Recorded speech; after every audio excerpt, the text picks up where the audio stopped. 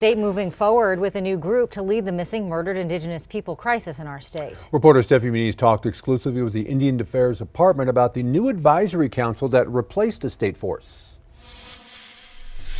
It's been a controversial topic for months, the end of the Missing Murdered Indigenous Women and Relatives Task Force. Through it, advocates have rallied, and we got an in-depth look at the next steps from the Indian Affairs Department. Now a new council is being created. It's definitely important to have our tribal communities involved just because of the impact it's been on our communities. I was in shock.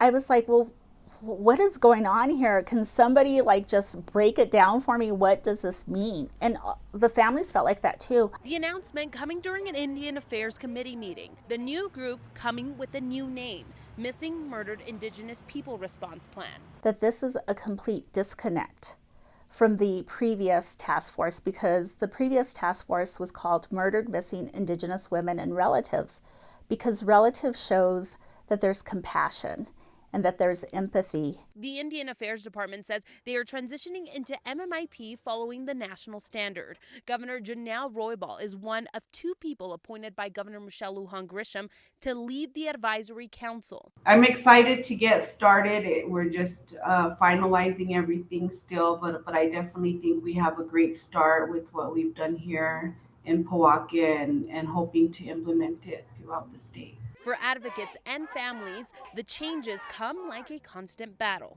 Part of me is like, gosh, we're starting from square one, and do I have the willpower to continue to struggle and continue to take days off from work to organize rallies? Can my families afford to continue to take time off from work? But through the challenges, a glimmer of hope. And everybody here wants to work together. And even myself, when I bring up some of these issues that I'm seeing, it's not to create chaos or to point fingers at people. It's just to try to figure out how all of New Mexico and our citizens can make a difference. Top officials, top state officials, there are going to be volunteers. Obviously, we want to include any families who do have missing loved ones that would want to be a part of this. Stephanie Muniz, KOAT Action 7 News.